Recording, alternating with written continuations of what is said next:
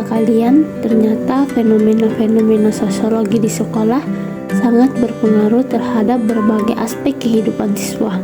Mengapa demikian?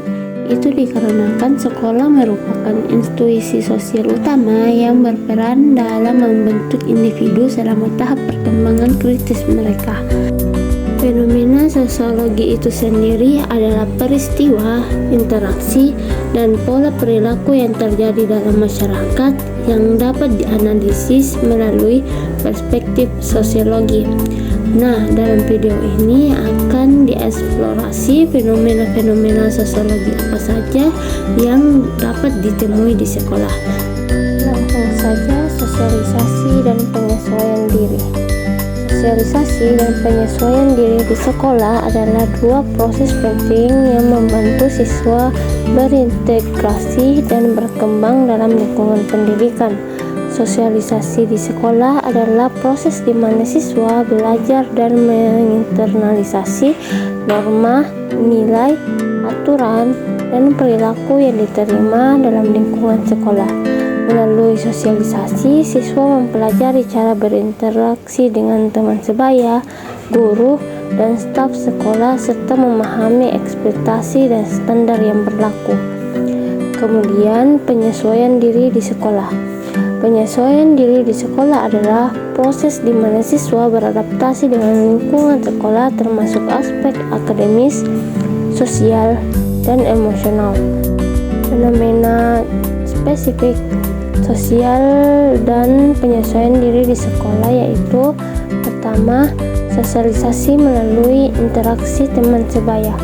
Siswa baru yang mulai membangun pertemanan dengan rekan sekelas mereka dan belajar tentang norma-norma sosial yang berlaku, seperti cara berbicara, berpakaian, dan berperilaku di sekolah. Interaksi dengan teman sebaya membantu siswa baru memahami dan menginternalisasi nilai dan norma sosial yang berlaku di sekolah. Kemudian, penyesuaian diri dalam kegiatan ekstrakurikuler. Seorang siswa yang bergabung dengan klub olahraga atau seni di sekolah dan menyesuaikan diri dengan budaya dan aturan yang berlaku dalam kegiatan tersebut. Bergabung dalam kegiatan ekstrakurikuler menuntut siswa untuk beradaptasi dengan aturan dan dinamika kelompok yang berbeda dari lingkungan kelas. Penyesuaian diri ini mencakup pembelajaran peran baru, mengembangkan keterampilan yang diperlukan, dan menyesuaikan perilaku mereka untuk berintegrasi dengan kelompok tersebut. Kemudian, peranata sosial dan stratifikasi sosial di sekolah. Peranata sosial dan stratifikasi sosial di sekolah adalah dua konsep sosiologis yang menggambarkan struktur dan dinamika sosial dalam lingkungan pendidikan. Peranata sosial di sekolah adalah sistem norma, aturan, dan prosedur yang mengatur perilaku dan interaksi di lingkungan sekolah. Peranata sosial mencakup berbagai aspek kehidupan sekolah yang berfungsi untuk menjaga ketertiban, mendukung proses pembelajaran, dan membantu karakter siswa. Peranata sosial yang ditemui di sekolah yaitu upacara bendera mingguan setiap hari Senin. Sekolah mengadakan upacara bendera di mana siswa dan guru berkumpul untuk mendengarkan pidato kepala sekolah, menyanyikan lagu kebangsaan, dan mengucapkan janji siswa. Upacara bendera adalah sebuah aturan dan kegiatan rutin yang diatur oleh sekolah untuk menanamkan nilai-nilai kebangsaan, disiplin, dan kebersamaan. Ini membantu untuk membentuk identitas kolektif dan memperkuat norma-norma perilaku di antara siswa. Kemudian, contoh stratifikasi sosial di sekolah yaitu mengelompokkan berdasarkan prestasi akademis. Siswa dikelompokkan ke dalam kelas-kelas berdasarkan hasil ujian mereka. seperti kelas unggulan untuk siswa berprestasi tinggi dan kelas remedial untuk siswa yang memerlukan bantuan tambahan. Pengelompokan ini menciptakan hierarki di mana siswa berprestasi tinggi mungkin menerima lebih banyak perhatian dan sumber daya, sementara siswa di kelas remedial mungkin merasa kurang dihargai atau didukung. Mobilitas sosial di sekolah. Mobilitas sosial di sekolah merujuk pada perubahan posisi atau status sosial siswa dalam hierarki sosial sekolah.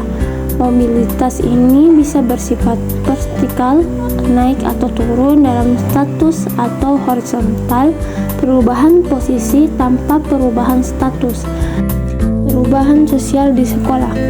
Perubahan sosial di sekolah menggambarkan bagaimana dinamika sosial, budaya, dan teknologi mempengaruhi lingkungan pendidikan dan interaksi di dalamnya. Berikut adalah beberapa fenomena perubahan sosial. Pertama, penerapan teknologi dalam pembelajaran. Sekolah mulai mengintegrasi teknologi seperti penggunaan tablet, laptop, dan platform e-learning dalam proses pembelajaran. Banyak sekolah yang sebelumnya menggunakan buku cetak dan metode pengajaran tradisional kini beralih ke pembelajaran digital. Ini merupakan perubahan sosial karena mengubah cara siswa belajar, berinteraksi dengan guru, dan mengakses informasi. Teknologi mengubah dinamika kelas, mengharuskan siswa dan guru untuk beradaptasi dengan metode baru dan meningkatkan aksesibilitas pendidikan. Kemudian, penghapusan sistem ranking kelas. Beberapa sekolah menghapus sistem ranking berdasarkan nilai ujian dan beralih ke penilaian berbasis kompetensi dan proyek. Fokus bergeser dari kompetensi antara siswa ke pengembangan keterampilan. Ini mengubah cara siswa memandang prestasi dan kesuksesan, mengurangi tekanan dan kompetensi yang tidak sehat, serta mendorong pembelajaran yang lebih kolaboratif dan personal. Perubahan sosial di sekolah mencerminkan adaptasi terhadap perkembangan di teknologi, perubahan nilai dan norma, serta kebutuhan yang berkembang dalam masyarakat. Analisis kritis terhadap fenomena sosiantropologi pendidikan di sekolah. Fenomena sosiantropologi pendidikan yang terjadi di sekolah seringkali menunjukkan adanya gap atau kesenjangan antara konsep pendidikan ideal dengan realitas di lapangan. Berikut beberapa contohnya, yaitu 1. Penggunaan teknologi dalam pembelajaran. Sekolah mulai mengintegrasi teknologi seperti tablet, laptop, dan platform e-learning dalam proses pembelajaran. Siswa diajarkan untuk menggunakan alat digital dalam proses belajar.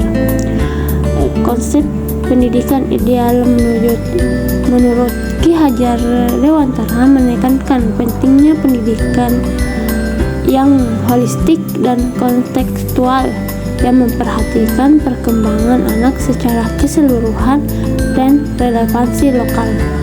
Gap yang sering terjadi yaitu perubahan kurikulum sering kali dilakukan tanpa mempertimbangkan kesiapan guru dan fasilitas yang ada. Akibatnya, implementasi kurikulum baru bisa menjadi setengah-setengah dan tidak efektif. Siswa mungkin mendapatkan pelajaran baru tetapi tanpa dukungan yang memadai. Mereka tidak dapat mengembangkan potensi mereka secara maksimal. Ini menunjukkan kesenjangan antara tujuan ideal, pendidikan yang relevan, dan holistik dengan implementasi praktis yang terhambat oleh berbagai kendala.